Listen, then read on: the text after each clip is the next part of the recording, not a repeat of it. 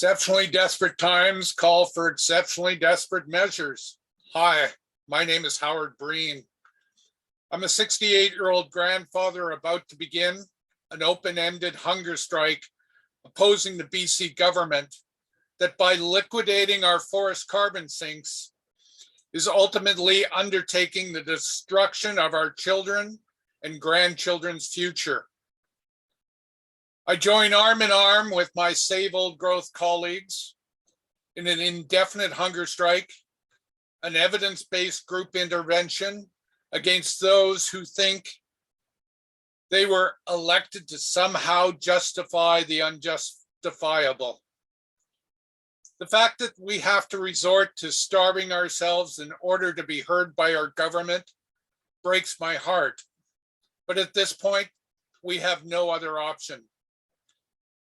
The tragedy is that few people seem to understand that deforestation is at the root of the climate emergency in British Columbia. Old growth deforestation is an utterly deplorable, predatory practice taking full advantage of the gap in binding climate, forest carbon sequestration, and endangered species legislation here in BC.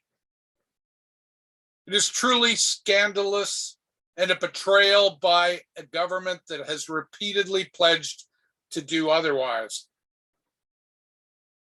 There's no time for complacency, pleads my dear friend, Dr. Peter Carter, founder of the Climate Emergency Institute. We are defending not only our own human dignity, but the dignity and lives of all humanity. We must help in every way we can. Our ancient forest free-falling decline and carbon-emitting clear-cut numbers speak for themselves. If the forest biodiversity is rich, then so is the province. If the forest carbon sinks are resilient, then so is the planet. It's time to ask, what would the criminal justice system look like if our government stopped prosecuting climate activists and began prosecuting those who are destroying the planet life support systems? Where is the real justice in the mounting numbers of Fairy Creek and Save Old Growth criminal cases?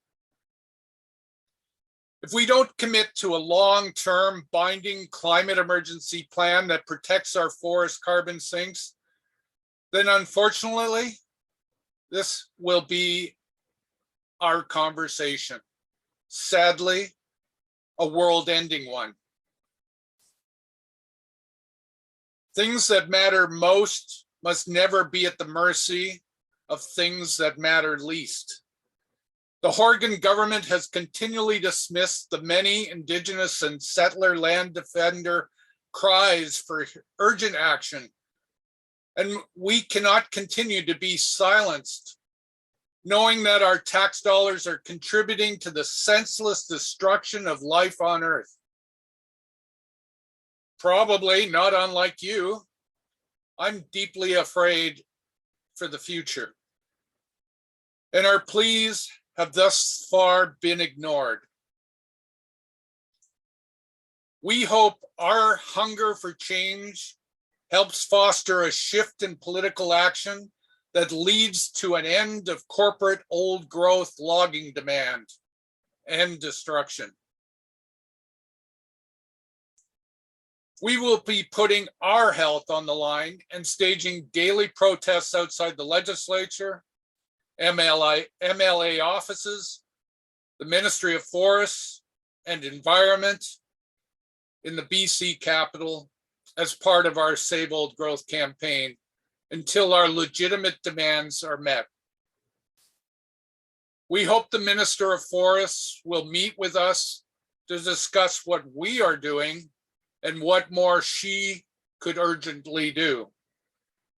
Otherwise, we will not reconsider our hunger strike, which is, of course, like old growth deforestation, not presently of significant concern to anyone in government. I stress that the strike will continue and will not stop until our old growth carbon sinks are liberated from the Horgan chainsaw, wood pellet chipper, and raw log export ship. If promoting an urgent climate emergency response is the hill I'm going to die on, I will sleep well tonight. I won't be a bystander allowing this government to continue to criminalize our land defenders. I won't allow their prosecutors to tarnish what we've done in the many years we've been first responder, climate busters in this global war for the survival of future generations.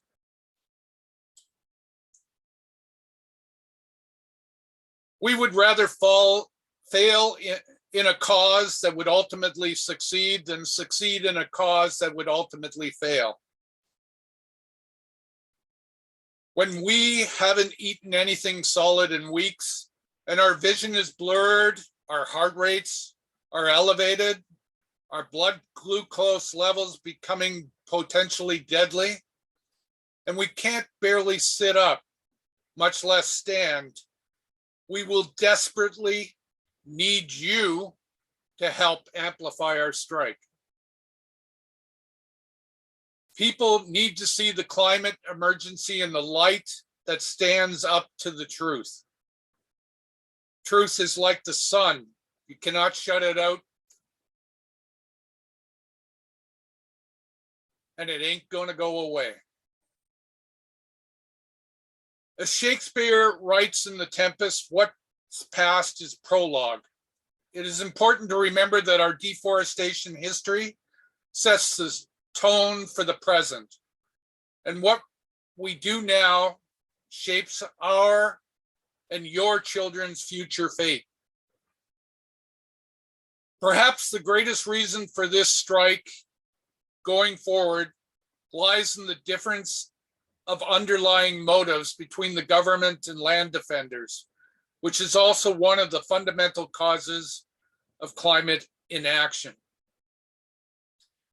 We couldn't get their attention with our arguments, but we certainly will with our actions. That is why there is no obvious end to our disruptive escalations and the Horgan government's counter escalations. We must let our politicians know that no matter how hard they try, they cannot suppress our climate activism or silence our voices. We will not stand idly by as our rights, our ancient giants, our children's lives are stripped from us. I really want to feel that our sacrifice will not be in vain and that government will open their eyes. That our hunger for change is your hunger too. Yet one small step in our hard-fought, high-risk, high-reward world for human survival. For our children, for the ancient trees, be brave, be nonviolent, be a rebel for life. Please support the Save Old Growth hunger strike. Thank you.